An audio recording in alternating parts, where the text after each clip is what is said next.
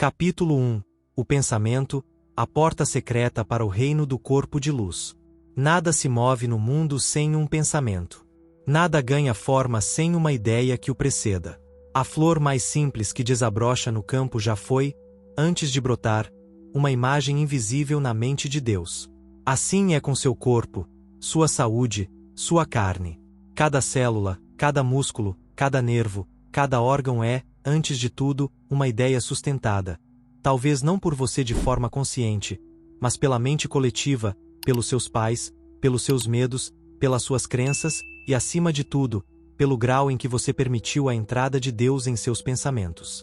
Como o homem pensa em seu coração, assim ele é, diz o livro de Provérbios.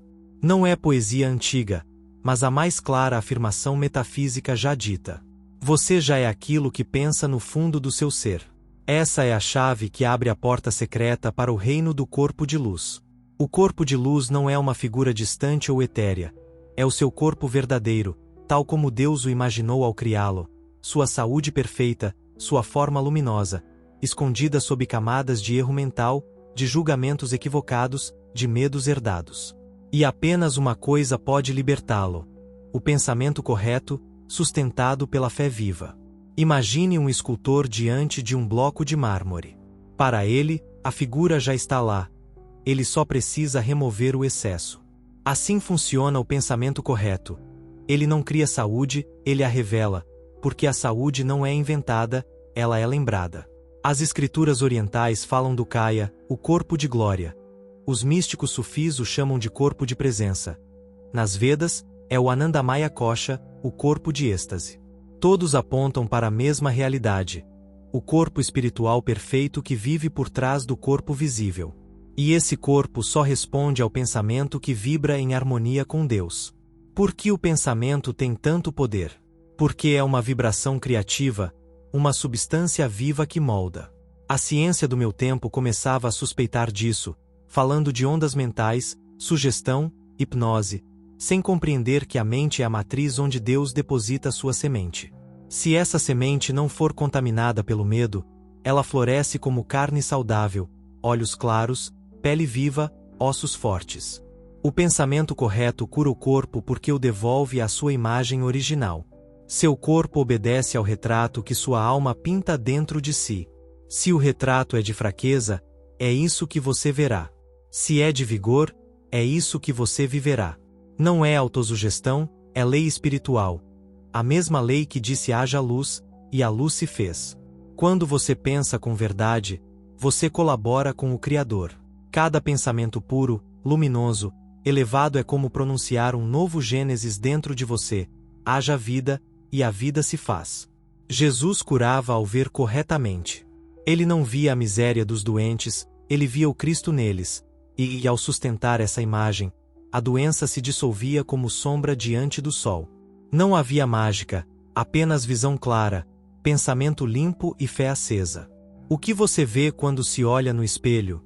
Você se condena, se resigna, aceita o veredicto dos outros? Então não se surpreenda se seu corpo se curva diante desses decretos invisíveis. Mas se hoje você decidir ver algo diferente, pensar a partir de Deus e não do medo, algo extraordinário começará a acontecer. Não será imediato, mas, dia após dia, seu corpo responderá à nova música que emana de sua mente redimida. Eu vi mulheres renascerem da infertilidade com uma única oração bem feita, homens curvados pela desesperança se endireitarem ao perceberem que Deus nunca os deixou, crianças se curarem quando envolvidas pelo pensamento amoroso de uma mãe que ousou vê-las inteiras. Que imagem você sustenta de si mesmo neste momento? Você se vê lutando para se curar ou já inteiro no pensamento de Deus? Essa diferença é tudo. Exercício prático 1. Sustente a imagem da luz. Encontre um lugar tranquilo, sente-se sem pressa, feche os olhos e respire profundamente 3 vezes. Imagine uma luz branca e dourada repousando suavemente no topo de sua cabeça. Não lute para vê-la, apenas sinta que ela está lá. É a imagem divina do seu corpo perfeito. Diga com toda a fé que puder reunir: eu sou luz. Meu corpo é a expressão viva de Deus. Cada célula responde agora ao pensamento divino que sustento. Eu me vejo saudável, e assim será. Permaneça em silêncio por alguns minutos. Se a dúvida surgir, não lute, entregue-a gentilmente a Deus. Ao abrir os olhos, abençoe seu corpo com amor. Faça isso todos os dias e veja o que acontece. Você está disposto a sustentar essa imagem, mesmo quando o mundo diz o contrário. Capítulo 2. A carne que pensa, o espírito que cura. A quem, ao adoecer, amaldiçoe o próprio corpo. Chama-o de traidor, de inimigo, despreza-o como se fosse uma prisão impura. Já ouvi palavras terríveis em leitos de dor. Meu corpo está me matando, estou preso nessa carne.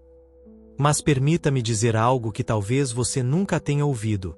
Seu corpo te ama. Não com emoções humanas, mas como a sombra ama a luz que a cria. O corpo é apenas a sombra visível do pensamento invisível que o sustenta, uma projeção da sua alma, um reflexo exato do lugar espiritual onde você habita. Se quer curar, não lute contra seu corpo. Ame-o, abençoe-o, instrua-o, pois ele não é o problema, mas o sinal. O corpo nunca trai, apenas revela. Se ele dói, se enfraquece, se vacila, não é para punir, mas para mostrar que algo dentro de você precisa de luz. E, quando essa luz chega, a carne, como uma criança obediente, se transforma. Os antigos sabiam disso. Na tradição hebraica, o corpo era chamado nefesh, uma alma viva, não uma coisa morta. Os gregos, mesmo separando corpo e alma, reconheciam que a alma moldava diretamente a forma. Na sabedoria egípcia, o corpo era um templo sagrado, purificado de dentro para fora. Jesus expressou isso com clareza: o corpo é a lâmpada da alma. Se teu olho for único, todo teu corpo será cheio de luz. Não se trata de forçar o corpo a mudar, mas de curar a imagem interior. E essa imagem se cura quando você para de pensar a partir do medo e começa a pensar a partir do Cristo. Lembro-me de um homem curvado, envelhecido, com a coluna vergada pelos anos e o coração encolhido pela culpa. Nenhum médico o endireitava. Mas, numa palestra, olhei em seus olhos e disse: com o poder do Espírito, Deus não te culpa, você se culpa. Naquela noite, ele chorou como criança, perdoou seu passado, e sua coluna começou a se erguer, não por mágica, mas por compreensão. Quando a mente solta um peso, o corpo também solta. Sua pele, seus ossos, seus órgãos vibram com as crenças que você sustenta. Se você crê que é frágil, o corpo enfraquece. Se crê que é pecado, o corpo pune. Mas, se crê que é filho de Deus, o corpo responde com vida. Pare de lutar com seu corpo, de olhá-lo com desgosto. Ele não precisa de correção cirúrgica, mas de visão espiritual. Veja além de seu estado atual, pergunte: o que meu corpo está me dizendo? Que imagem estou sustentando que precisa ser redimida? Vá ao fundo, encontre a crença, a emoção não perdoada, e apresente-a a Deus. Então, a carne, tocada pelo Espírito, não adoece, ela brilha. Esse brilho é o que as Escrituras chamam de corpo glorificado. Sua carne reconciliada com sua origem divina. Jesus, após ressuscitar, ainda tinha um corpo, mas de outra natureza, um corpo de luz. Isso não é fantasia, é ensinamento. A carne pode ser transmutada, não destruída. Não é preciso aniquilar o corpo para liberar a alma. É preciso curar a alma para liberar a carne.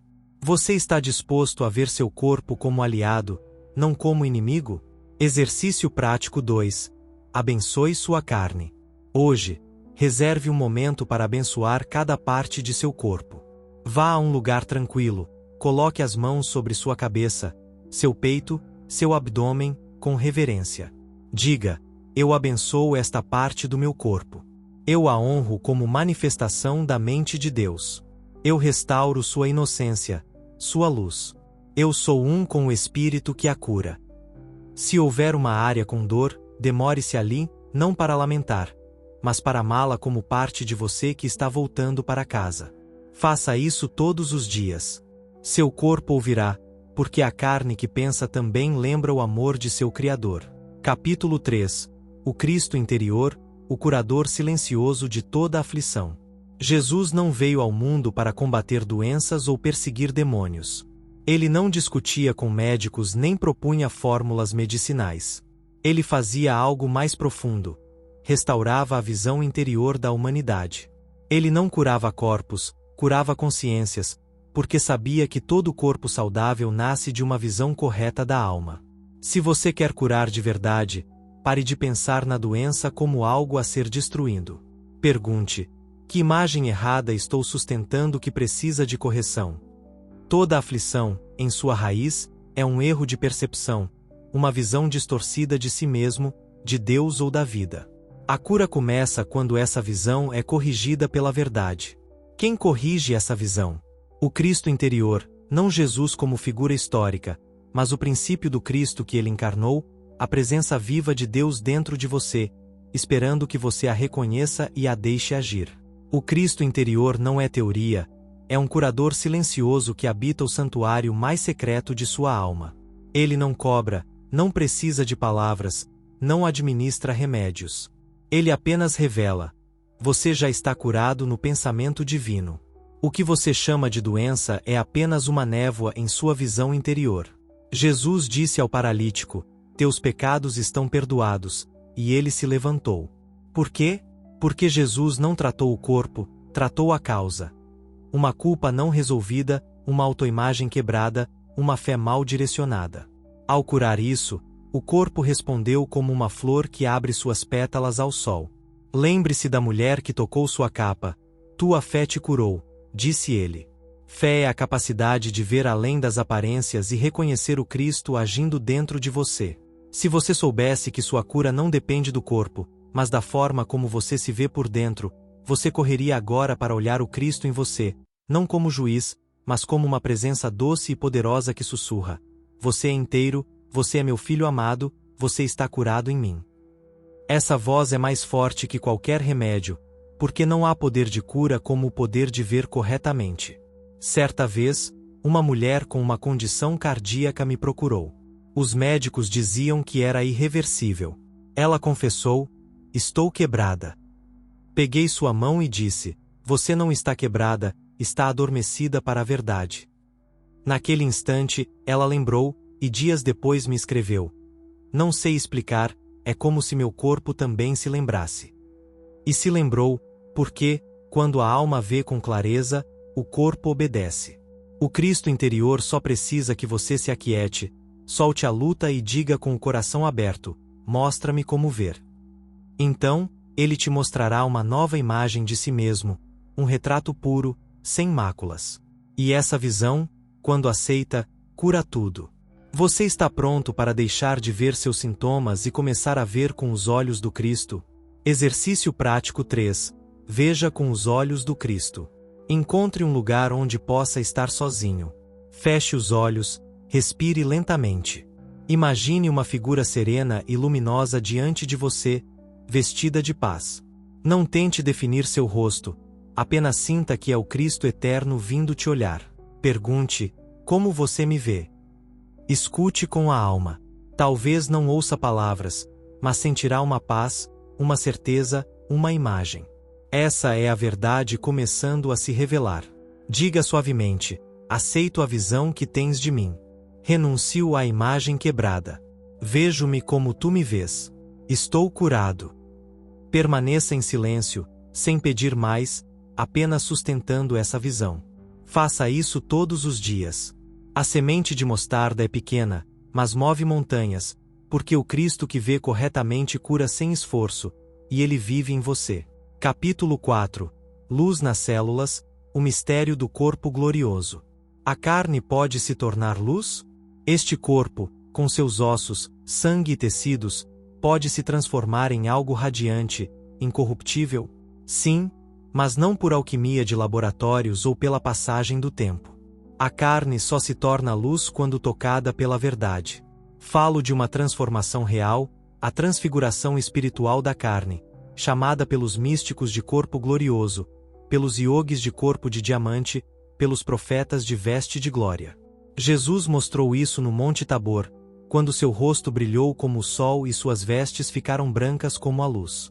Não foi ilusão, Foi uma demonstração do que acontece quando a divindade interior irradia sem obstáculos pelo corpo humano.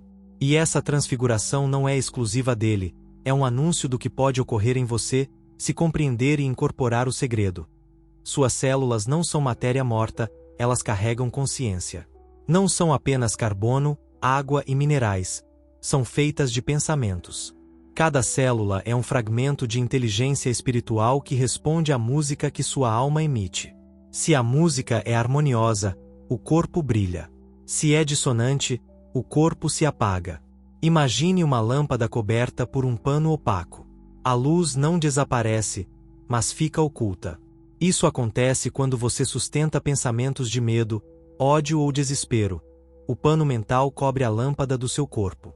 Mas, ao limpar esse pano com oração, perdão e contemplação, a luz começa a surgir. Primeiro como paz, depois como vitalidade, depois como radiância. A carne pode se tornar luminosa, mas passo a passo, não por vaidade, mas por consagração. Quando o corpo se torna o templo do Cristo interior, as células lembram sua origem, alinham-se com a perfeição do design divino original. Eu vi isso. Rostos marcados pela idade se suavizarem, costas curvadas se endireitarem, olhos opacos recuperarem o brilho, não por cosméticos ou dieta, mas porque a pessoa tocou a verdade, e essa verdade fluiu para seus tecidos. O livro de Daniel diz: os sábios brilharão como o fulgor do firmamento, e os que conduzem muitos à justiça, como as estrelas, para todo o sempre. Esse brilho é a luz espiritual que emana da alma purificada pelo contato com Deus, abraçando o corpo, transformando-o. Como começar? Com a decisão íntima de se ver como Deus te vê, sustentando a imagem do corpo glorioso, não o corpo ideal das revistas, mas o corpo que irradia saúde, serenidade, fé viva. É um processo lento, como o amanhecer que dissolve a noite sem alarde. Um dia, você sentirá a diferença. A carne não pesa mais, os passos são mais firmes, os olhos veem com clareza. Então, você entenderá que a carne não era inimiga, mas uma tela esperando o pincel divino. Suas células não são castigo, são cálices esperando a luz. Você foi chamado desde o início para manifestar esse corpo glorioso. Não vale a pena começar? Exercício prático 4. Ilumine as células com a luz do Cristo. À noite, antes de dormir, deite-se com intenção. Coloque as mãos sobre o abdômen ou o coração, respire lentamente. Visualize uma luz dourada subindo do centro do seu peito, como uma lâmpada silenciosa se acendendo dentro de você. Imagine essa luz se espalhando, célula por célula. Não apresse. Sinta a luz penetrando, suavizando, instruindo as células a lembrarem seu design divino. Diga: cada célula do meu corpo está cheia da luz de Deus. Cada célula obedece ao Cristo interior. Permito que meu corpo seja glorificado na verdade. Ouso ser luz na carne. Fique em silêncio, sem esperar nada, apenas sustentando a visão. Não há pressa. A transfiguração espiritual é um nascimento, e você já foi concebido na luz. Agora, apenas cresça até se tornar o brilho que foi criado para ser. Capítulo 5. Da aflição ao altar, a dor como chamado à verdade. Cada dor carrega uma mensagem. Cada doença é uma parábola viva, falada pela alma que não encontrou outro modo de ser ouvida. Não é punição, não é condenação, muito menos maldição, é um chamado sagrado, como o toque de um anjo anunciando o amanhecer. A dor ressoa nas profundezas do ser, despertando quem dormia na inconsciência. Como o mundo seria diferente se entendêssemos isso? Quanta compaixão verdadeira surgiria se, ao ver um doente, em vez de piedade, reconhecêssemos uma alma em processo de revelação espiritual. O sofrimento não é sinal de fracasso, mas uma oportunidade disfarçada em sombra. Desde jovem, aprendi a ver a aflição como um símbolo. Cada doença, vista pelo espírito, ensina mais que 100 sermões. O corpo não mente, é um espelho perfeito, refletindo o estado atual da consciência, oferecendo a chance de descobrir o que precisa ser curado na alma. Quando a verdade não é aceita voluntariamente, a vida a sussurra com sinais, uma queda leve, um desconforto passageiro. Mas, se a alma resiste, A verdade eleva a voz pela dor, não por crueldade, mas por amor, para despertar o filho adormecido de Deus. Não foi assim com Jó? Ele tinha tudo, mas não conhecia Deus intimamente. Foi pela perda e sofrimento que ele entrou no mistério e disse: Eu te conhecia só de ouvir, mas agora meus olhos te veem. Ele se tornou inteiro, não só recuperando saúde e bens, mas conhecendo Deus como nunca antes. Se você está em aflição, se seu corpo dói, não diga estou condenado. Diga, estou sendo chamado a ver. A dor é um anjo disfarçado que te leva ao altar interior, onde só a verdade ilumina. Não fuja da dor, não a odeie, mas também não a abrace como amiga. Apenas ouça-a, pergunte: o que você me mostra que eu não quis ver? Talvez seja um ressentimento fermentando no coração, um medo disfarçado de prudência, uma crença falsa aceita sem exame. Seja o que for, está pronto para ser dissolvido no altar da verdade. A verdade não pune, ilumina. Quando você resiste à luz, à fricção, isso é a dor. Mas, se você deixa a luz entrar sem se defender, a dor cessa. Testemunhei curas não quando o doente quis melhorar, mas quando escolheu compreender. Não se trata de querer parar de sofrer, mas de entender por que a alma criou essa linguagem. Alguns curaram o corpo, mas não a alma, e recaíram. Outros, ao entender a mensagem oculta da doença, curaram antes mesmo de o corpo refletir. A cura verdadeira começa no pensamento, não na pele ou no sangue. Se algo dói hoje, não pergunte por que eu. Mas o que em mim pede para ser curado pela verdade? No silêncio, com humildade, apresente-se ao altar interior, onde o Cristo habita. Ali, a dor encontra sentido, a culpa se dissolve, e a alma brilha novamente. As células se alegram, o corpo se reorganiza, porque a aflição não é mais resistência, mas abertura. Exercício prático 5. Ouça a mensagem da dor. Encontre um lugar tranquilo, sente-se ou deite-se confortavelmente. Feche os olhos, respire profundamente e sinta seu corpo com atenção amorosa. Leve sua consciência ao local de desconforto, dor ou desequilíbrio. Não julgue, não queira mudar, apenas ouça com o coração. Pergunte suavemente: que verdade estou negando que você tenta me mostrar? Que crença errada me faz adoecer? Que parte está pronta para ser liberada? Espere em silêncio. Talvez venha uma palavra, uma memória, ou apenas uma sensação. Não apresse. Reconheça que está disposto a ver. Ao terminar, coloque as mãos no coração e diga: obrigado, meu corpo, por revelar o que a alma já sabia. Obrigado, dor, por ser o anjo que me levou ao altar. Liberto a mentira e abraço a verdade que me cura. Faça isso regularmente. Cada vez que ouve com humildade, você dá um passo rumo à plenitude, e a dor se torna a luz que te guia de volta a si mesmo. Capítulo 6. A fé que transmuta o tecido humano. Fé é mais que uma crença, mais que uma emoção piedosa ou um refúgio na aflição. Fé viva e verdadeira é um agente de transformação espiritual e física. Como disse Paulo, é a substância das coisas esperadas, a evidência das coisas não vistas. Onde há substância, há forma. Onde há forma, há corpo. Onde há corpo, há tecido moldado pela fé. Essa é uma lei espiritual tão real quanto a gravidade. A fé ativa os níveis mais profundos da matéria, alcançando sangue, pele, órgãos, ossos, porque não fica no pensamento. Torna-se vibração, emanação, ordem divina que o corpo, obediente, recebe e cumpre. Mas, para a fé agir assim, ela deve ser encarnada. Não basta dizer eu creio enquanto o coração duvida.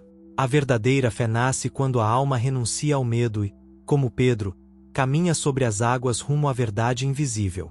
Mesmo que trema, mesmo que afunde, a alma a levanta novamente. Pense na mulher com o fluxo de sangue. Por 12 anos, sofreu sem cura.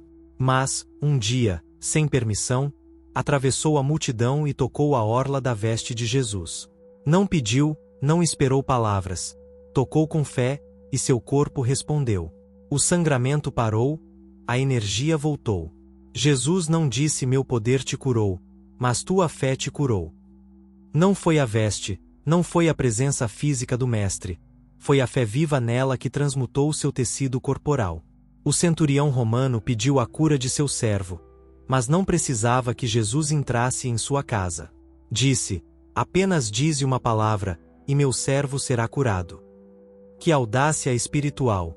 Jesus se maravilhou com a fé que transcendia tempo, espaço e forma. Essa mesma fé vive em você, talvez adormecida sob camadas de lógica, medo e desilusão. Mas a fé nunca morre, é a corda que liga sua alma a Deus. Se você tocá-la, ela vibra. Se vibra, ela cura.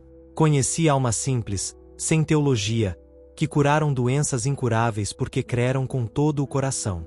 Não debateram, apenas se alinharam com o poder divino e deixaram a fé agir como um fogo invisível, purificando a carne. Também vi sábios e médicos, exauridos, se renderem ao invisível, e, na rendição, a fé explodiu como um raio, trazendo regeneração inexplicável. Abacuque disse: o justo viverá por sua fé. Viver, na linguagem espiritual, é vibrar com plenitude, encarnando saúde, alegria, liberdade. O corpo humano foi feito para isso, não para dor permanente ou decadência progressiva. Ele é um vaso de glória, um instrumento de expressão divina. Mas, sem fé, esquece sua melodia e desafina. Como reconectar? Pela fé que lembra, que reconhece a ordem já existente no espírito e a afirma com clareza, até o corpo obedecer. Lembro de uma mãe desesperada com o filho de 8 anos em febre alta. Sem causa aparente. Perguntei: você crê que ele está nas mãos de Deus? Ela assentiu. Crê que o Cristo vive nele? Com lágrimas, disse sim. Oramos, afirmando que a saúde divina era a única realidade naquele menino. No dia seguinte, a febre sumiu. O amor materno, elevado à certeza, transmutou o tecido do corpo da criança. Isso não é exceção, é lei. Você não precisa de uma fé gigante, apenas viva, como a semente de mostarda, pequena, mas firme, capaz de mover montanhas, capaz de mover células. Em que você está exercendo fé? Na doença, no diagnóstico, ou na vida, na redenção, na perfeição de Deus em você? Se hoje você escolher crer que a vida de Deus opera em cada célula, a mudança já começou. Exercício prático 6. Ative a fé no corpo. Escolha um momento do dia para ficar em quietude. Sente-se ou deite-se, coloque uma mão no peito e outra em uma parte do corpo que precisa de cura, ou no abdômen, como centro de energia. Feche os olhos, respire suavemente. Visualize uma luz branca e dourada saindo do seu coração. É sua fé viva, ativa, real. Veja essa luz viajando pelo seu braço até a mão que toca a área a ser curada. Sinta a luz penetrando o tecido, reordenando, vivificando. Diga calmamente: creio na saúde perfeita que Deus me deu. Creio que esta parte do meu corpo está sendo tocada pela luz agora. Creio que a fé transfigura minha carne. Sou um com a vida eterna. Fique alguns minutos, sem buscar resultados, apenas sentindo a certeza. A fé não exige provas, ela cria a prova. Faça isso todos os dias, e verá como sua carne responde ao chamado sagrado da sua fé. Capítulo 7. A palavra, a semente de luz plantada no corpo. Há quem pense que falar é trivial, que palavras são sons fugazes levados pelo vento. Que erro profundo! A palavra dita é uma semente viva. Se plantada com entendimento, fé e direção espiritual, ela germina no corpo como luz encarnada. Cada palavra que você pronuncia emite uma vibração que permeia suas células, órgãos, nervos, pele, sangue. E Deus disse: haja luz, e a luz se fez. Se você foi criado à imagem e semelhança desse Deus, sua palavra também cria, forma, constrói, ou, se usada sem consciência, destrói.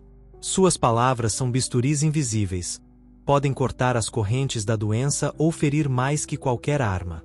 Se você diz estou doente, nunca vou melhorar, planta espinhos no jardim do seu corpo.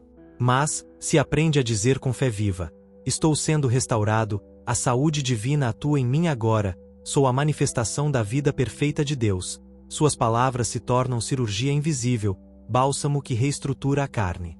Crianças curam mais rápido não só pela biologia, mas porque ainda não aprenderam a se amaldiçoar com palavras. Elas dizem vou melhorar e melhoram. Seus corpos respondem porque suas palavras são puras.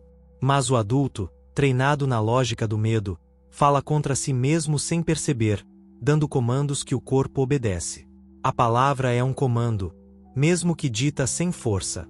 Deus não gritou haja luz, apenas disse, e foi. Você também, ao declarar algo sobre seu corpo, dá ordens que seu sistema fiel busca cumprir. No Evangelho de João, diz, no princípio era o Verbo, e sem ele nada do que foi feito se fez.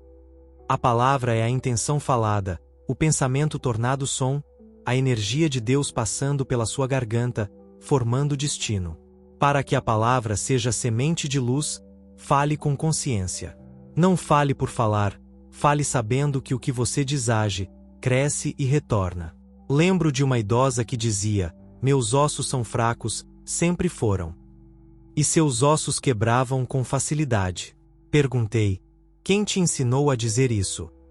Ela respondeu, minha mãe dizia isso de si mesma e de mim, e eu repeti a vida toda. Pedi que declarasse todas as manhãs e noites, meus ossos são fortes, são o andaime da luz de Deus em mim. Eu os abençoo e fortaleço com minhas palavras. Ela achou tolice no início, mas, semanas depois, seus ossos começaram a se fortalecer. O que você abençoa se eleva. O que repete com fé se torna carne. A palavra bem usada é um ato sagrado, associado ao fogo, à espada, à criação. Não há nada mais poderoso que uma palavra dita pelo Cristo com intenção pura. Exercício prático 7. Fale ao corpo com a autoridade da luz. Todas as manhãs, ao acordar, e à noite, antes de dormir, vá a um espelho. Olhe-se nos olhos, com voz clara, sem medo, e diga, sou a vida de Deus em forma humana. Abençoo meu corpo. Planto palavras de saúde, força e harmonia em minhas células. Minhas palavras são luz, e meu corpo obedece a essa luz. Escolha uma parte do corpo que precisa de atenção, coloque as mãos sobre ela e fale diretamente, com autoridade. Eu te amo, te abençoo, te liberto de todas as palavras falsas. Você é o receptáculo da saúde perfeita. Faça isso com reverência, não por hábito, mas com fé viva. Dia após dia, verá como a palavra se faz carne e habita em você com glória. Capítulo 8. A mente do mundo, o veneno invisível. Há doenças que não vêm do corpo nem da mente pessoal. São mais sutis, mais insidiosas, porque parecem não ter dono, mas afetam multidões, moldam comportamentos, consomem energias e distorcem corpos. Falo das doenças plantadas pela mente do mundo, esse mar invisível de pensamentos coletivos onde todos navegamos sem perceber. A mente do mundo não pensa, repete, não examina, propaga, não raciocina, infecta. Sua arma mais poderosa é o medo. Desde que o homem se afastou da consciência do Cristo, começou a construir uma mente impessoal, alimentada por séculos de erros, medos herdados e julgamentos não questionados. Essa mente impõe crenças como dogmas. Envelhecer é decair, certas doenças são inevitáveis, o corpo humano está destinado a se deteriorar. Essas ideias, como um pólen venenoso, flutuam no ar, entrando na consciência de quem não protege sua porta mental. Assim, um jovem forte e alegre, ao atingir certa idade, começa a esperar e manifestar as doenças que viu nos pais, não porque o corpo precisa, mas porque a mente bebeu do veneno coletivo. É como se uma cidade inteira caminhasse sob uma névoa tóxica, sem perceber que ela nasceu dos pensamentos não redimidos da humanidade. Você também respirou essa névoa. Todos nós respiramos. Mas hoje é o dia de reconhecê-la e, mais importante, sair dela. Você não está condenado a repetir o padrão coletivo. Pode escolher outro reino, pensar com Deus, não com a raça. Quando isso acontece, o corpo sente, porque as crenças da mente do mundo pesam nos ombros, nos órgãos, na pele. São como um casaco molhado que você carrega sem notar. Ao tirá-lo, você respira diferente, caminha diferente, o corpo começa a se refazer. Como sair dessa hipnose? Primeiro, reconheça que ela existe. Isso já é um ato de despertar. Quando ouvir isso acontece com todos, é normal na sua idade, está na sua família. Pare. Não lute, mas não aceite. Diga internamente: essa não é minha verdade. Sou filho de Deus, não do erro coletivo. Segundo, afirme diariamente sua separação dessa mente errada. Não pertenço à mente do mundo. Penso com Deus, escolho a verdade e rejeito a hipnose da raça. Meu corpo obedece à luz, não às crenças escuras dos homens. Terceiro, encha-se de pensamentos divinos. Onde a luz entra, as sombras se dissipam. Estude as Escrituras, declare saúde perfeita.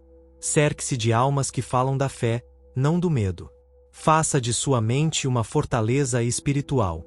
Lembro de um homem forte, mas sempre abatido, queixando-se de cansaço sem causa médica. Ele acreditava que os homens de sua família morriam jovens e exaustos. Perguntei: você aceita isso para si? Ele respondeu: sempre foi assim. Disse-lhe: não precisa continuar. Alguém tem que romper a corrente, e se fosse você?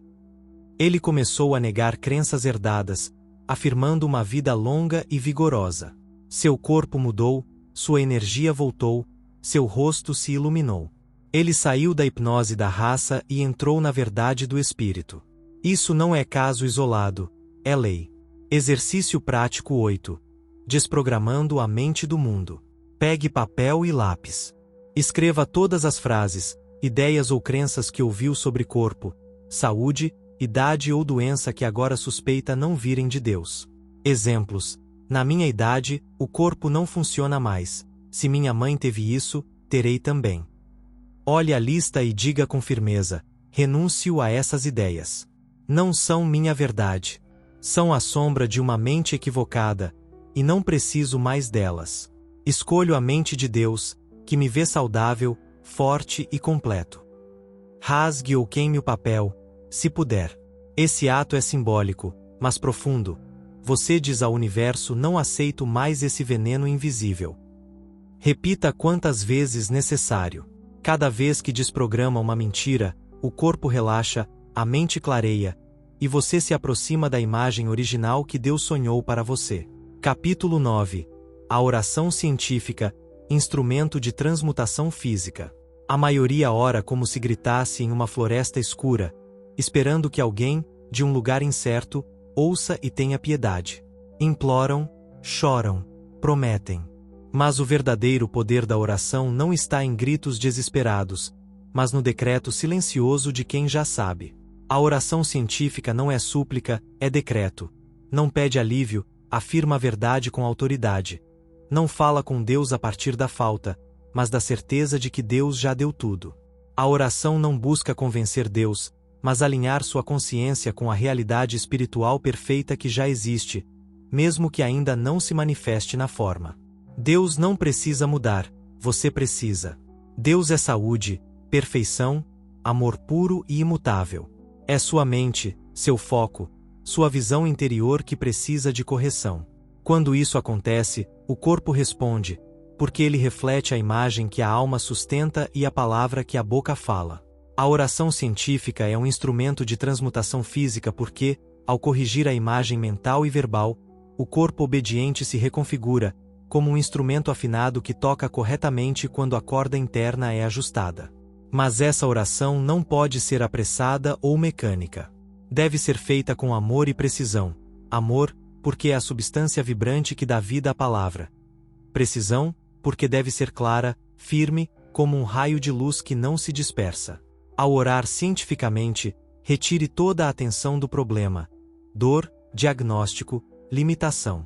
Volte a mente inteiramente para Deus, não um Deus distante, mas a presença ativa de Deus em você. Declare não o que vê ou teme, mas o que sabe ser eternamente verdadeiro. Deus é saúde perfeita. Sou um com Deus, logo a saúde perfeita flui em mim agora.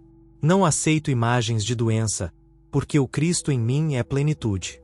Cada célula responde a essa verdade, e dou graças porque isso já está acontecendo. Isso não é uma oração tradicional, é um ato criativo, pensamento vestido de palavra, palavra revestida de certeza, certeza que se torna manifestação. Lembro de um jovem com uma doença dita incurável.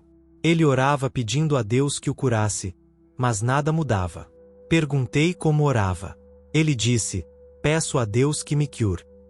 Respondi: Deus já te deu saúde. Não peça, declare. Não chore, afirme: sou saudável porque Deus é minha saúde. Ele começou a aplicar a técnica, negando sintomas, repetindo a verdade. Em um mês, os sintomas começaram a dissolver-se, como uma flor recebendo o sol após a chuva. Não era mágica, era obediência à lei. A oração científica não depende de tempo, lugar ou emoções intensas. Depende de você reconhecer a verdade, dizê-la com poder e sustentá-la com fé firme até o invisível se tornar visível. Como saber se orou corretamente? Se, após orar, sentir mais paz, certeza e alegria, sua oração foi verdadeira. Se sentir mais preocupação, orou do medo, não do Cristo. Tente novamente, até sentir que a oração orou em você. Exercício prático 9. Ore como quem decreta. Escolha um momento do dia para se isolar do mundo externo, ao amanhecer ou ao anoitecer. Sente-se em silêncio, respire profundamente. Diga em voz alta, sem pressa: Deus é a única vida, perfeita, eterna, incorruptível. Sou um com essa vida. Meu corpo é o templo dessa vida. Não há lugar em mim para doença ou erro. Cada célula ouve essa verdade e obedece. Decreto, em nome do Cristo interior: estou saudável, livre, inteiro, e assim é. Amém. Fique em silêncio, deixe a oração ecoar. Não pense em sintomas, pense só em Deus. Faça isso, e verá como o corpo reflete a palavra semeada, porque a oração científica é a chave que abre o milagre da luz. Capítulo 10. O perdão, a limpeza interna do corpo de luz. Muitos buscam cura na superfície: dieta, descanso, medicamentos. Esses podem ajudar, mas a verdadeira cura começa na alma. E, entre todos os atos da alma, nenhum tem tanto poder para transformar o corpo quanto o perdão verdadeiro. Não é conforto moral ou resignação passiva, mas uma força espiritual, um rio invisível que lava as pedras que o ressentimento acumulou no fundo do ser. O ressentimento cristaliza na consciência, e o que cristaliza, reflete-se no corpo, no fígado, nas costas, nas articulações, no sangue. Não porque o corpo é fraco, mas porque é leal, carregando as marcas do não perdoado. Jesus nunca separou o perdão de cura. Ao paralítico, disse: teus pecados estão perdoados, e ele se levantou. Não o repreendeu, apenas declarou a inocência da alma, e o corpo, livre do peso invisível, caminhou. Perdão é mais que bondade, é cirurgia espiritual. Quebra a casca da dor acumulada, permitindo que a luz entre onde havia escuridão. Mas o perdão verdadeiro não é fácil, porque o ego se agarra à ofensa como quem segura uma tocha na noite, sem perceber que ela queima sua mão. Ouvi muitos dizerem: não posso perdoar, fui muito ferido. Respondo: você não perdoa pelo outro, perdoa para viver, para curar, para abrir a porta que você mesmo trancou. Nenhum corpo permanece saudável quando a mente o envenena com memórias amargas. Todos precisamos perdoar algo, outros, a nós mesmos, até Deus, mesmo sabendo que Ele não erra. Nossa mente, em confusão, guarda culpas contra o céu, e, enquanto essas emoções não forem liberadas, a alma não descansa e o corpo não se alinha. Conheci uma mulher com problemas cardíacos. Seu coração falhava, e nenhum tratamento ajudava.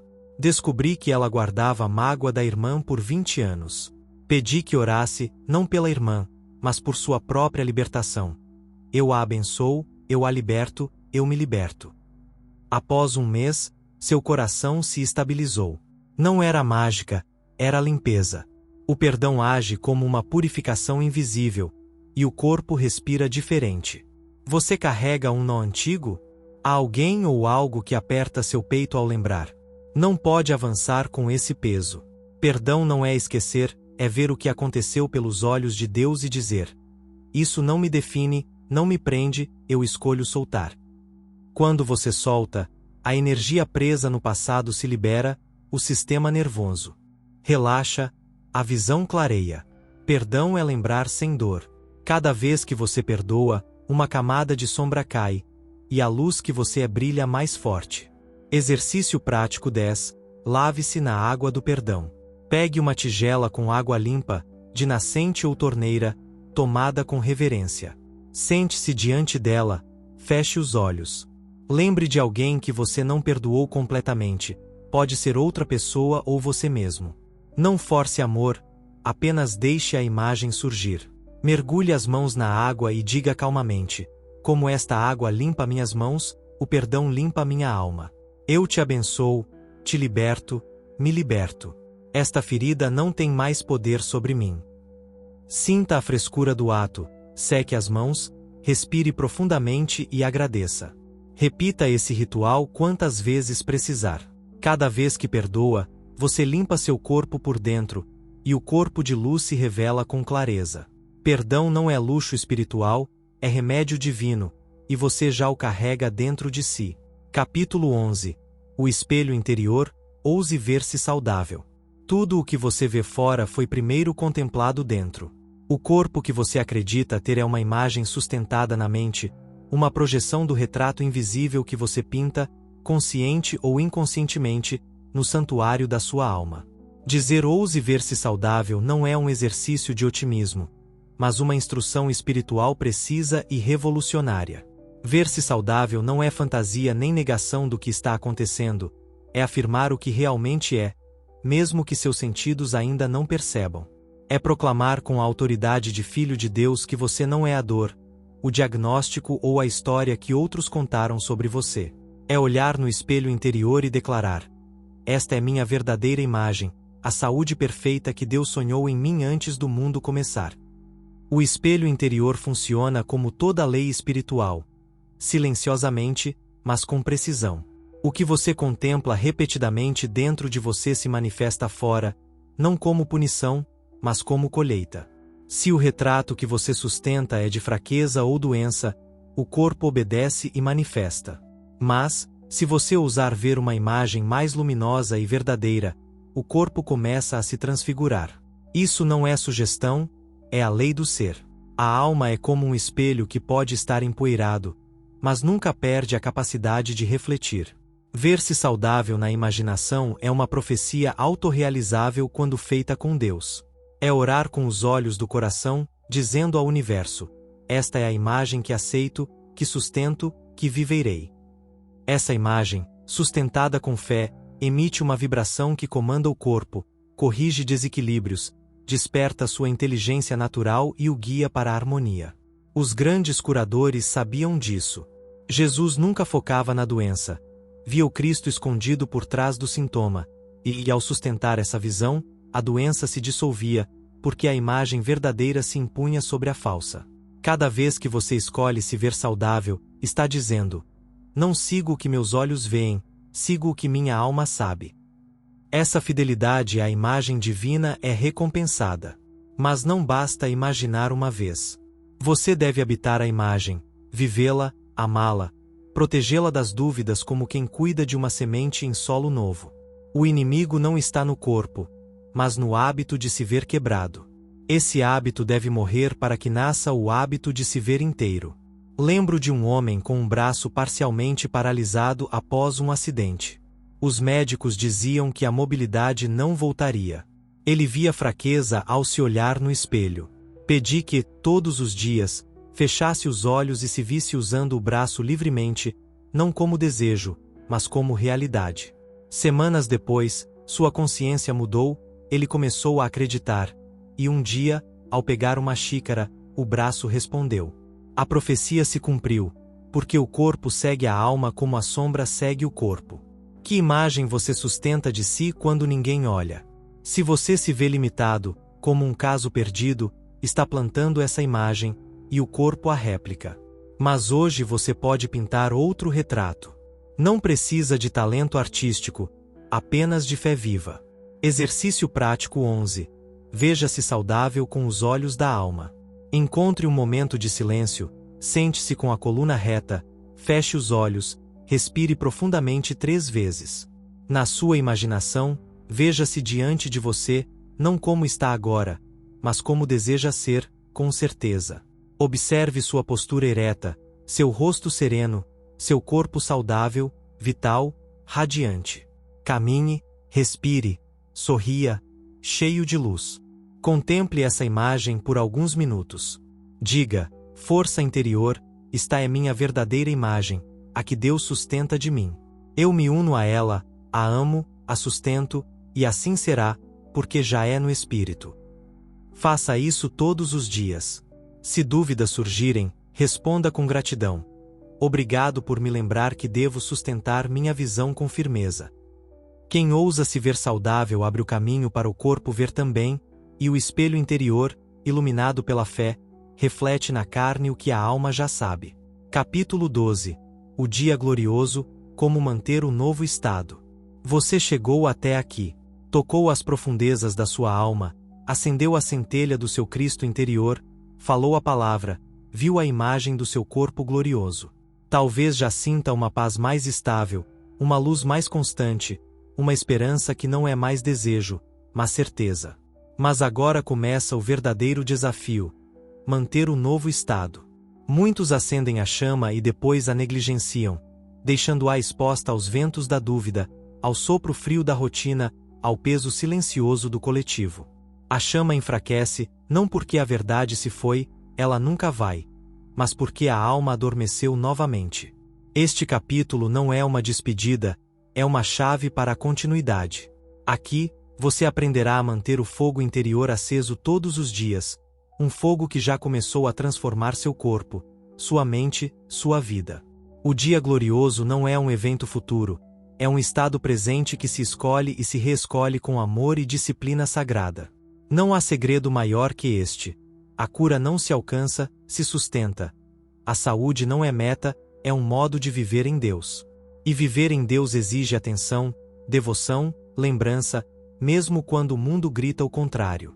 Jesus se retirava de madrugada para orar, não porque precisava pedir algo ao Pai, mas porque sabia que a consciência deve ser renovada diariamente, como o corpo precisa de alimento. Quando você faz isso, o corpo canta, reconhecendo essa vibração. Como manter esse estado? Primeiro, comece cada dia em silêncio. Antes de olhar o relógio ou falar com alguém, conecte-se com seu centro. Que o primeiro pensamento não seja medo ou pressa, mas uma afirmação firme: hoje é um dia glorioso. Meu corpo vibra com a saúde perfeita de Deus. Segundo, vigie suas palavras. Que cada frase seja uma bênção, não uma queixa. A boca é o leme do navio.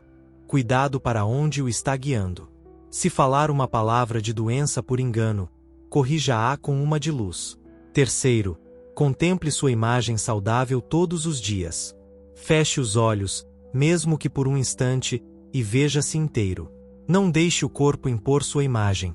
Imponha a sua, a partir da alma. Quarto, abençoe cada parte de si, cada órgão, osso, célula. Fale com eles com devoção. Obrigado, fígado, coração, pernas. Vocês são instrumentos da vida eterna. A gratidão é o óleo que mantém a chama viva. Quinto, não tema retrocessos. A sombra sempre tenta voltar, não porque tem poder, mas para testar se você ainda a reconhece. Responda com firmeza, sem ódio: isso não é meu. Não o reivindico. Sou saúde, porque Deus é minha vida. E, acima de tudo, não se desconecte do altar, o lugar secreto onde você e Deus conversam em silêncio. Ali, a chama nunca se apaga. Nos templos antigos, os sacerdotes mantinham o fogo do altar aceso incessantemente. Você é o sacerdote do seu corpo, o guardião da sua alma. Ninguém pode sustentar a chama por você. Mas, se o fizer com fidelidade, sua vida se tornará uma liturgia, e virá o dia em que você não lembrará como era viver sem essa luz.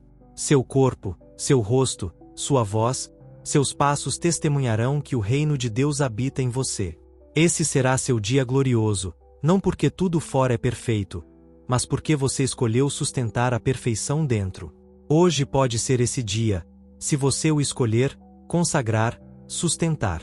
Exercício prático 12. Acendendo o dia glorioso. Ao acordar, antes de sair da cama, feche os olhos, coloque a mão no coração e sinta seu batimento. Declare com reverência: este é um dia glorioso. Meu corpo é o templo da vida divina. Sustento a saúde com meus pensamentos, palavras e ações. Nada pode apagar a chama que Deus acendeu em mim. Hoje, vivo a partir da luz, e meu corpo inteiro sabe disso. Durante o dia, ao se deparar com um espelho, olhe-se com amor, sem crítica, e diga internamente: ousei me ver saudável, e hoje a profecia se cumpre em mim. Faça isso sem falhar, como quem rega uma flor. A saúde perfeita não é um milagre ocasional, é um estado natural, e você já voltou a ele. Capítulo 13. O silêncio sagrado, a morada da cura divina. No tumulto do mundo, onde vozes competem e pensamentos se cruzam como ventos inquietos, há um lugar que permanece intocado: o silêncio sagrado. Não é a ausência de som, mas a presença de Deus, um espaço interior onde a alma se encontra com o Criador sem véus ou distrações. Nesse silêncio, a cura acontece, não como um evento ruidoso, mas como um florescimento suave, como a semente que rompe a terra sem alarde. O silêncio sagrado é a morada onde o corpo de luz se manifesta, onde as células escutam a voz do Espírito e se alinham com a harmonia divina. Muitos buscam cura no exterior, em palavras, remédios, promessas, mas esquecem que o verdadeiro remédio está na quietude, onde Deus sussurra a verdade que o corpo anseia lembrar. Quando você se aquieta, o ruído da mente do mundo se dissipa, e o que resta é a clareza. Você é inteiro, você é luz, você é a expressão viva do amor de Deus. Jesus buscava esse silêncio antes do amanhecer, não para pedir, mas para ouvir, para se alinhar com a vontade perfeita do Pai. E, nesse alinhamento, ele curava, porque o silêncio é o terreno onde a fé planta suas raízes mais profundas. No silêncio, você não luta contra a doença, não discute com o medo, não negocia com a dor. Você simplesmente é, e nesse ser, o corpo responde, porque ele foi criado para obedecer à voz do Espírito que o habita. Lembro de uma jovem que vivia atormentada por dores crônicas, sem explicação médica. Ela buscava respostas em todos os lugares, mas encontrava apenas frustração. Um dia, sugere que ela passasse 5 minutos diários em silêncio absoluto, sem pedir nada, apenas sentindo a presença de Deus em cada célula. No início, ela resistiu. A mente agitada queria falar, questionar. Mas, com o tempo, ela aprendeu a se entregar ao silêncio, e algo mudou. Não foi a dor que sumiu primeiro, mas o peso que ela carregava. Suas células pareceram despertar, como se ouvissem uma música há muito esquecida. Meses depois, ela me disse: não sei como, mas meu corpo começou a se sentir leve, como se estivesse voltando para casa. Isso não é milagre, é lei. O silêncio sagrado é a porta pela qual o Cristo interior entra, trazendo consigo a ordem divina que reestrutura a carne. Mas esse silêncio exige coragem. É preciso ousar calar o mundo externo, os diagnósticos, as opiniões, até mesmo seus próprios pensamentos. É preciso confiar que, na quietude, Deus está trabalhando, mesmo que você não veja imediatamente. Cada momento que você passa nesse silêncio é como um banho de luz que lava as camadas de dúvida, medo e confusão. E, nesse banho, o corpo se renova, porque ele não foi feito para carregar o peso do erro, mas para refletir a glória do Eterno. Como entrar nesse silêncio? Não é preciso um mosteiro ou uma montanha. É preciso intenção. Escolha um momento do dia, um canto tranquilo, e sente-se com a alma aberta. Não peça, não lute, apenas esteja. Deixe que a presença de Deus preencha o espaço. Nesse silêncio, suas células ouvem o chamado original, a voz que as criou, e começam a vibrar em harmonia com ela. Você está pronto para calar o mundo e ouvir a voz que cura? Exercício prático 13. Entre no silêncio sagrado. Escolha um momento do dia, de preferência ao amanhecer ou ao entardecer, e encontre um lugar onde possa estar em paz. Sente-se com a coluna reta, feche os olhos, respire profundamente 3 vezes. Não peça nada, não pense em problemas. Apenas sinta a presença de Deus como uma luz suave que envolve todo o seu ser. Diga em silêncio: no silêncio, encontro Deus. No silêncio, meu corpo ouve a verdade. Cada célula se alinha agora com a luz divina que me criou. Sou inteiro, sou luz, sou paz. Permaneça nesse estado por 5 minutos, ou mais, se puder. Se pensamentos vierem, não lute contra eles. Deixe-os passar como nuvens. Retorne à luz. Faça isso todos os dias, e você verá como o silêncio se torna um santuário onde o corpo de luz se revela. O silêncio não é vazio, é pleno de Deus, e nele sua carne encontra a cura que sempre esteve lá. Capítulo 14. A gratidão, o fogo que sustenta a vida. A gratidão não é apenas um sentimento passageiro ou uma cortesia social. É uma força espiritual, um fogo vivo que mantém acesa a chama da saúde, da harmonia e da conexão com Deus. Quando você agradece, não está apenas reconhecendo o que já tem. Está declarando que a vida divina flui em você, que cada célula, cada respiração, cada batimento do coração é um presente do Criador. A gratidão é o óleo que alimenta a lâmpada do corpo de luz, transformando o que parece comum em sagrado. Muitos pensam que só devem agradecer quando tudo está perfeito, quando a dor se vai ou a cura se completa. Mas a verdadeira gratidão não espera resultados, ela os cria. Quando você agradece pelo seu corpo, mesmo com suas imperfeições aparentes, está dizendo ao universo: eu vejo a luz por trás da sombra. Eu honro a vida que já está em mim. Esse ato de reconhecimento desperta a inteligência espiritual nas células, que começam a responder com vitalidade, porque a gratidão é uma vibração que alinha o corpo com a mente de Deus. Lembro de um homem que, após anos lutando contra uma doença persistente, sentia-se derrotado. Ele dizia: não tenho nada pelo que agradecer. Pedi que começasse pequeno, agradecendo pelo ar que respirava, pelo coração que ainda batia, pelos olhos que viam o amanhecer. No início, ele achava isso inútil, mas, aos poucos, algo mudou. Ele começou a sentir uma leveza, uma esperança que não explicava. Com o tempo, sua saúde melhorou, não porque a doença desapareceu magicamente, mas porque a gratidão criou um ambiente interno onde a cura pôde florescer. A gratidão é como o sol que aquece a terra. Mesmo que a semente esteja oculta, ela sente o calor e cresce. Cada vez que você agradece, está regando a semente da saúde divina plantada em você. Mas a gratidão verdadeira exige prática. Não é apenas dizer obrigado, é sentir a presença de Deus em cada detalhe do seu corpo, da sua vida. É olhar para uma mão que talvez doa e dizer: obrigado, mão, por ser o instrumento da minha alma. É contemplar um órgão que parece falhar e declarar: obrigado, porque você é parte do templo que Deus criou. Esse ato de amor transforma a carne, porque o que você agradece, você eleva. O que você eleva, você ilumina. E a carne iluminada não é mais carne, é glória. A gratidão também protege contra a mente do mundo, que sussurra que você nunca tem o suficiente, que seu corpo é imperfeito, que a saúde é frágil. Quando você agradece, fecha a porta para essas mentiras e abre o coração para a verdade. Você é um milagre vivo, um reflexo do amor eterno. A gratidão não é o fim da jornada, é o combustível que a mantém. Cada dia que você escolhe agradecer, você reacende o fogo da vida, e esse fogo consome as sombras do medo, da dúvida, da doença. Você está pronto para fazer da gratidão sua oração diária, seu ato de fé, sua ponte para o corpo de luz? Exercício prático 14. Acenda o fogo da gratidão.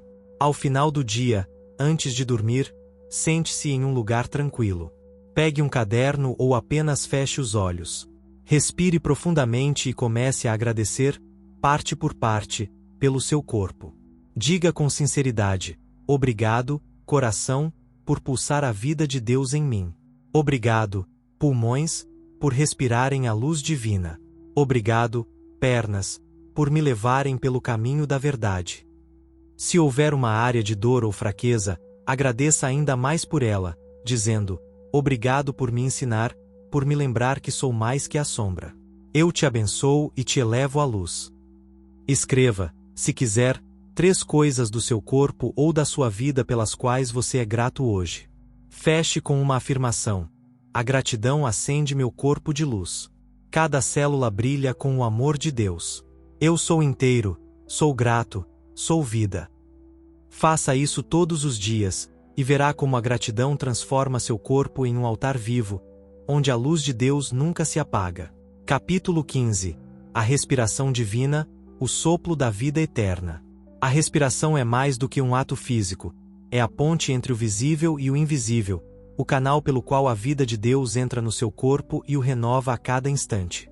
Cada inspiração é um presente, cada expiração é uma entrega.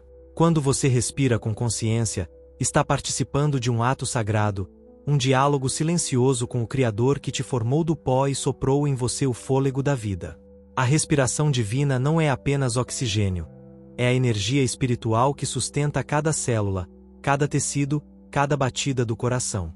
No tumulto do dia, esquecemos de respirar com intenção, e, ao fazê-lo, desconectamos o corpo da fonte que o mantém vivo.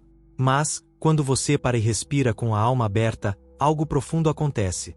O corpo se lembra de sua origem divina, as células se alinham com a harmonia do espírito, e a saúde, que é sua natureza verdadeira, começa a se manifestar. Jesus, em sua sabedoria, sabia disso. Ele se retirava para respirar em comunhão com o Pai, não apenas para orar, mas para se imergir na vida que flui do céu à terra. Cada respiração consciente é uma oração sem palavras, um convite para que a luz de Deus penetre cada canto do seu ser. Lembro de uma mulher que vivia com ansiedade constante, sentindo o peito apertado, como se o ar lhe faltasse. Os médicos prescreviam remédios, mas o alívio era temporário. Ensinei-a a respirar com propósito, a inspirar imaginando a luz de Deus entrando, e a expirar liberando o peso do medo. Ela começou a praticar isso diariamente, e aos poucos, o aperto no peito cedeu. Não foi o ar que mudou, foi a consciência. Ela percebeu que cada respiração era uma oportunidade de renovar o corpo, de limpá-lo das toxinas do pensamento ansioso. A respiração divina é um milagre escondido na simplicidade. Não exige esforço, apenas atenção. Quando você inspira com fé, está dizendo: eu recebo a vida de Deus. Quando expira com gratidão, está dizendo: eu solto o que não pertence à luz. Esse movimento rítmico alinha o corpo com a mente de Cristo, que nunca se separou da fonte. A ciência moderna começa a entender que a respiração afeta o sistema nervoso, o coração, até as células mais profundas, mas os antigos já sabiam: o sopro é sagrado. Nas escrituras hebraicas, o ruach, o sopro de Deus, é o que dá vida. No yoga, o prana é a energia vital que flui pela respiração. Em todas as tradições, respirar é tocar o divino. Mas, para que a respiração seja curativa, deve ser intencional. Não é apenas encher os pulmões, é encher a alma. Cada inspiração pode ser um ato de fé, cada expiração, um ato de rendição. Quando você respira assim, o corpo não apenas funciona, ele brilha, porque está em comunhão com a vida eterna. Você já parou hoje para respirar com Deus? Está pronto para fazer de cada fôlego um passo rumo ao corpo de luz? Exercício prático 15. Respire a vida divina. Encontre um lugar calmo, sente-se com a coluna reta, ou deite-se, se preferir. Feche os olhos e coloque uma mão no peito, outra no abdômen. Inspire lentamente pelo nariz, contando até 4, imaginando uma luz branca e dourada entrando em você, enchendo cada célula de paz e vitalidade. Diga em silêncio: eu inspiro a vida de Deus, que me renova. Expire suavemente pela boca, contando até 6, visualizando qualquer peso, medo ou tensão se dissolvendo no ar. Diga: eu solto o que não é luz, e meu corpo se alinha com a verdade. Repita esse ciclo por 5 minutos, ou mais, se puder. Sinta o ritmo da respiração como uma dança com o espírito. Faça isso todos os dias, e perceba como seu corpo responde, como se cada célula cantasse: eu sou vivo, eu sou luz, eu sou um com o sopro de Deus. A respiração divina é a chave que abre a porta da cura, e ela está sempre com você. Capítulo 16. A alegria, a canção do corpo glorioso. A alegria é mais do que uma emoção fugaz. É a música da alma que ecoa no corpo, despertando sua natureza divina. Quando você se permite sentir a alegria verdadeira, não a euforia passageira do mundo, mas a alegria profunda que vem de saber que você é filho de Deus. Seu corpo responde como um instrumento afinado, vibrando em harmonia com o Criador. A alegria é a canção do corpo glorioso, a vibração que dissolve as sombras da doença, do medo e da dúvida. Muitos pensam que a alegria é um luxo, algo reservado para quando tudo está resolvido, quando a saúde é perfeita ou as circunstâncias são ideais. Mas a alegria espiritual não depende de condições externas. Ela é uma escolha, um ato de fé, uma afirmação de que a vida de Deus pulsa em você agora, independentemente do que os olhos veem. A Bíblia diz: a alegria do Senhor é a vossa força.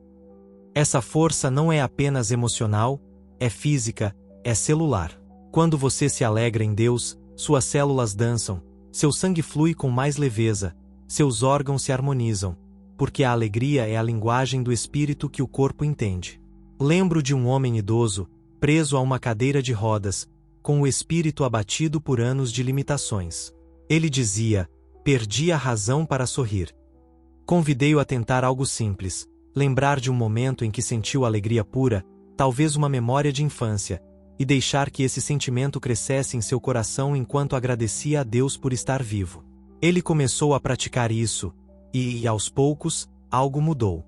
Não foi a cadeira que desapareceu primeiro, mas a sombra em seu rosto. Ele começou a sorrir, a cantar hinos baixinho, e, com o tempo, seu corpo ganhou força.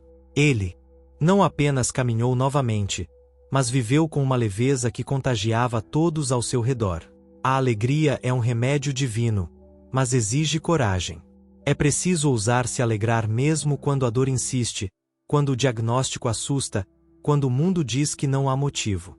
Essa alegria não nega a realidade, ela a transcende. É dizer: eu escolho a canção de Deus em mim, porque sei que sou mais que minhas circunstâncias. Quando você faz isso, o corpo responde, porque a alegria é luz, e a luz cura. Os místicos sempre souberam disso. Santa Teresa de Ávila dizia que a alma alegre é como um jardim onde Deus caminha. E, nesse jardim, o corpo floresce. A ciência agora confirma.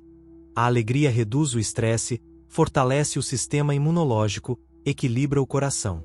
Mas a alegria espiritual vai além.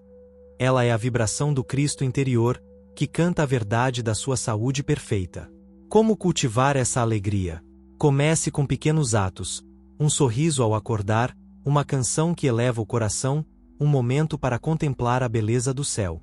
Deixe a alegria crescer como uma chama, e ela aquecerá cada célula. Você está pronto para cantar a canção do corpo glorioso, mesmo que o mundo esteja em silêncio. Exercício prático 16. Cante a alegria do Espírito. Escolha um momento do dia, de preferência ao amanhecer, e encontre um espaço onde possa se sentir livre. Feche os olhos, respire profundamente e lembre-se de algo que já trouxe alegria ao seu coração. Uma memória, uma música, um instante de paz.